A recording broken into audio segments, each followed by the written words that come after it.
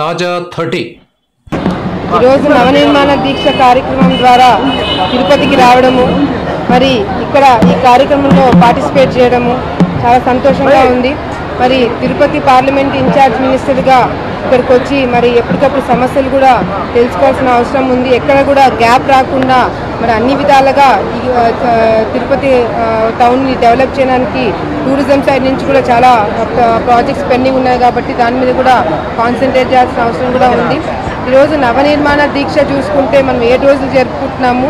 మరి ఈ 7 రోజులు కూడా మనకి ఏదైతే సమస్యలు ఉన్నాయో, మన కార్యక్రమాలు ఇంకా ఏమేమి చేయబోతున్నామో, మన డెవలప్మెంట్ విషయాల్లో ఇంకా ఎక్కడ వెనుకబడి ఉన్నాము, ఇవన్నీ కూడా మరి ముఖ్యమంత్రి గారు ఈ 7 రోజులు పెట్టడము, మేము ప్రజలందరితో మరి అధికారులతో ఇంటరాక్ట్ అవ్వడం, ఈ సమస్యలన్నీ కూడా తెలుసుకొని ఆయన దృష్టికి కూడా తీసుకెళ్ళబోతున్నాము.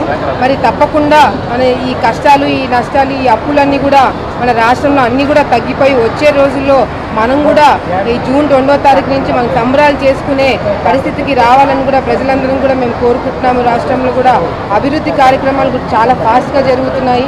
మరి గతంలో మనకి ఇంతకుముందు చూసుకుంటే క్యాపిటల్ సిటీ లేదు, సెక్రటరియట్ లేదు, మరి చాలా ఇబ్బందులు కూడా మరి పడడం జరిగింది.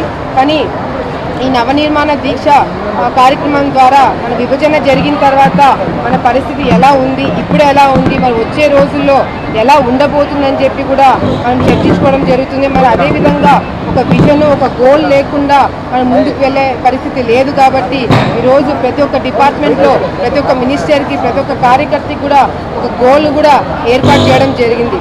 ఈరోజు ఆ గోల్ ఒక అచీవ్మెంట్ చేయాలంటే మనకు ముందు ఒక గోల్ అంటూ ఉంటే ఆ డైరెక్షన్లో కూడా అందరం వెళ్తాం. కాబట్టి ఈరోజు ముఖ్యమంత్రి గారు ఒక మంచి ఆలోచనతో కూడా ఈ నవనిర్మాణ దీక్ష పెట్టడం జరిగింది. మరి ఈ నవనిర్మాణ దీక్ష ద్వారా మరి ప్రజలందరూ కూడా మరి మన పడిన సమస్యలు, ఇబ్బందులు, మరి వచ్చే రోజుల్లో మనం ఏ విధంగా అభివృద్ధి చేయబోతున్నామో ఈ కార్యక్రమాలన్నీ కూడా ప్రజలకి తెలియజేయడానికే మరి ఈ నవనిర్మాణ దీక్ష పెట్టడం జరిగింది. చూడండి, నవనిర్మాణ దీక్ష గురించి ఎవరేం మాట్లాడినా కూడా ఈరోజు మంచి కార్యక్రమం ఏదైనా చేసినప్పుడు తప్పకుండా విమర్శలు వస్తాయి. కానీ ఇది ఒక మంచి ఉద్దేశంతో చేస్తున్నాం, ప్రజలకి మంచి చేయాలని వాళ్ళకు కూడా తెలియజేయాలి. మరి ప్రభుత్వం సైడ్ నుంచి మనం ఏం చేస్తున్నాము, ఏం చేయబోతున్నామనే క్లారిటీ ప్రజలకు కూడా రావాలి. మరి ఆ విషయంలో కూడా మేము ముందుకెళ్ళడానికి చేస్తున్న కార్యక్రమమే ఇటువంటి నవనిర్మాణ దీక్షలు. మరి దాని మీద ఏమైనా విమర్శలు చేస్తే అది కేవలము వ్యక్తిగతంగా విమర్శలు చేస్తున్నారు. కాబట్టి ఈరోజు కేవలం ప్రజల గురించి ఆలోచించి మీ కార్యక్రమాలు కూడా పెట్టడం జరుగుతుంది. Thank you viewers. ఈ వీడియో మీకు నచ్చితే లైక్ బటన్ టచ్ చేయండి. తాజా 30 ఛానల్కు సబ్స్క్రైబ్ చేయండి. మీ మిత్రులకు షేర్ చేయండి.